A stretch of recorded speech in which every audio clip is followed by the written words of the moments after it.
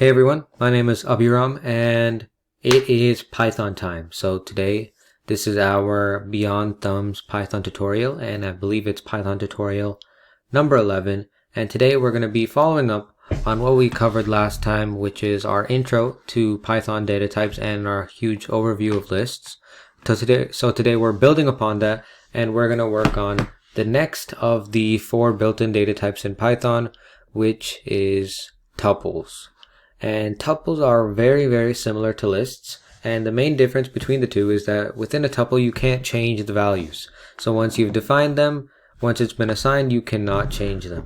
So we're going to work through the different aspects of tuples, like how do we create them, when do we use them, and what methods are applicable with our tuples. So let's get started, and I'll start by just making a quick program which is going to explain to you guys how exactly we create tuples in Python. Okay, let's begin.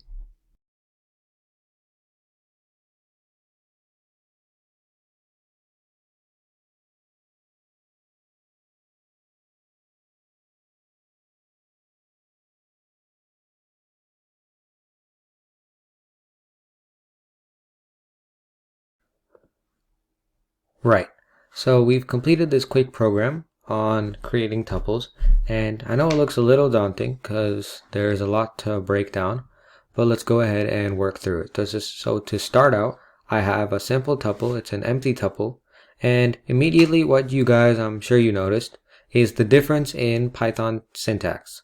So it's very different from that of a list because here we are using our parentheses.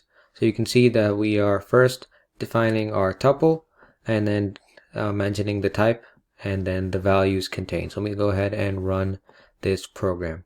So the most interesting thing I found was this tup4, but first let's go through tup2 and tup3. So tuple2, what's occurring is it was just explaining that our tuples allow mixed values. We can have both strings and integers within our tuples. And here in tup3, we're doing something a little bit new, and that is using nested tuples. So you can see here we have a tuple within our tuple3. And lastly, the interesting part about tup4 is that although we only have one value within our tuple, our Python compiler is identifying this as an integer. So you can see right here, it believes it's of type class int, and it has our value 1 contained. So in order for us to tell our Python compiler and basically say, hey, this isn't an integer, this is a tuple, is through adding this comma right here, which will ultimately show that this is a tuple. So that's just a quick way to see the different types of tuples that you can create within our Python program. So next, after we've discussed the creation of tuples, now it's important that we work through all the different actions and methods and different uses that we have of tuples. So I know you guys are probably getting tired of this, but first we need to learn about how to access elements within our tuple. So let me go ahead and write a quick program about that to explain to you guys what exactly we can do.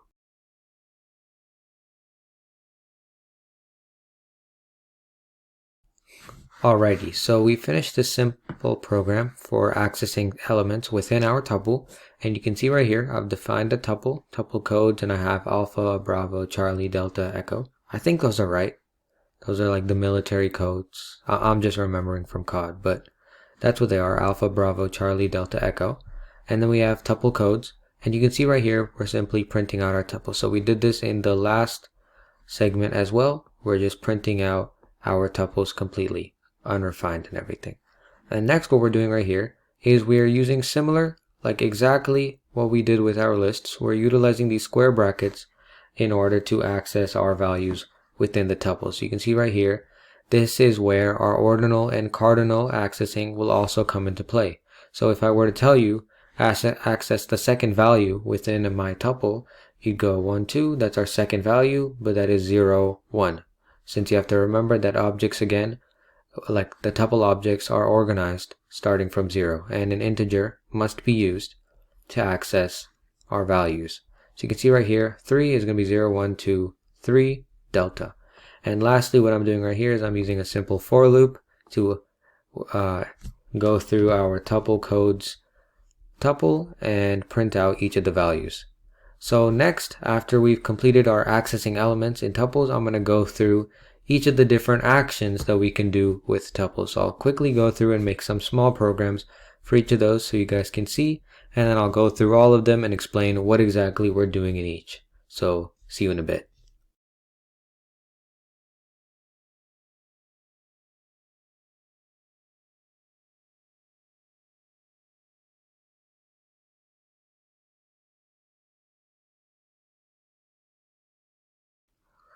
Right, so I've completed the different actions that we're doing on our program right here. So we have deleting, reassignment, and slicing.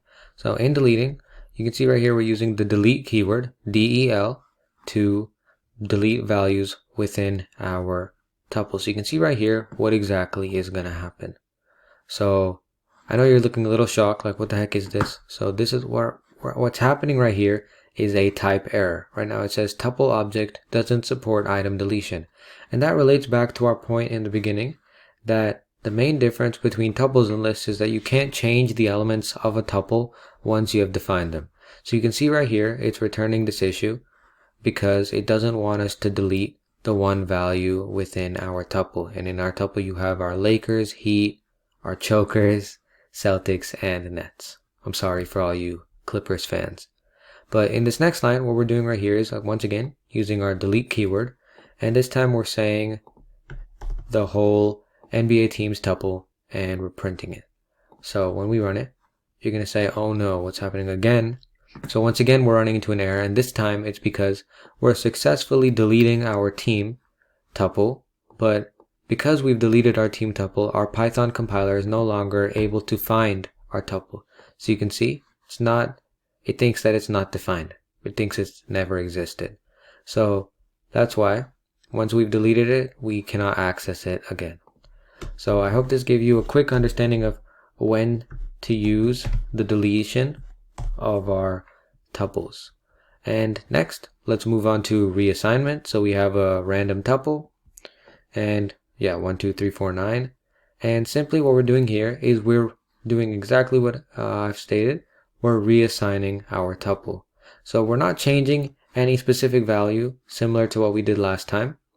What we're doing instead is we are reassigning the entire rand tuple the rand tuple to a new set of values. So let me go ahead and run this program, and you can see it's able to reassign our values. And next, let's move on to slicing. So I have this tuple, and it says beyond thumbs. And inside, we have name tuples, and we're simply going to be slicing it using the square brackets and digits. So let's go ahead and see what it's doing. And you can see it's breaking it down. Once again, it's accessing from starting at 0. So you have EYO from 1 to 4 because it's 0, 1, 2, 3, non-inclusive on 4, and then 7 onwards. So 0, 1, 2, 3, 4, 5, 6, 7 thumbs. So there, once again, you see our program, and you can see the different actions that we can do with tuples. Once again, with deleting, you delete the whole thing because you can't alter specific components within our tuples. And then here with reassignment, you are reassigning the whole tuple to a new set of values. And with slicing, we're basically like picking apart which section of our tuple you're using. And you can see with all these different forms, some form of accessing elements is used. So it's important to get your accessing elements in tuples concepts down. So to end today, we're going to be learning about the two different types of tuple methods that we use when using tuples. So let me go ahead and make a simple tuple. Wow, I said tuple a lot, but let's go ahead and get started.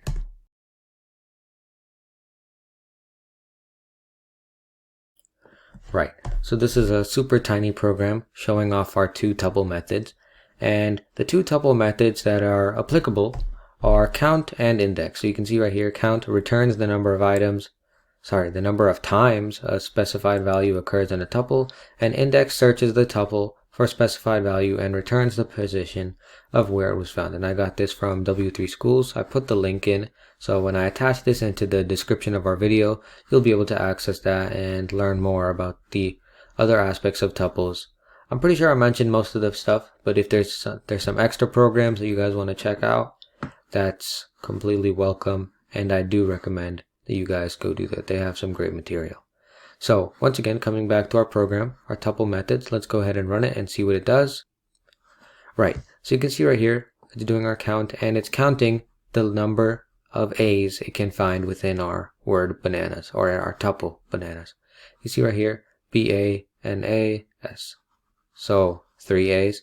And here with our index, it's counting, or it's finding where exactly that value is located. So 0, 1, 2, 3, 4, 5, 6 index. So you can see the different various aspects that tuples have and the different applications that we can use them with. And once again, it's important to review this stuff, and I hope it gave you guys a quick overview. I don't think this tutorial today was too long of a tutorial, but I'll go ahead and check out my thing. But once again, I hope you guys had fun, and you guys have been programming a lot, so get off your chair a little bit, go outside, soak up some sun, take a nap, play some video games. The new Spider-Man game is out.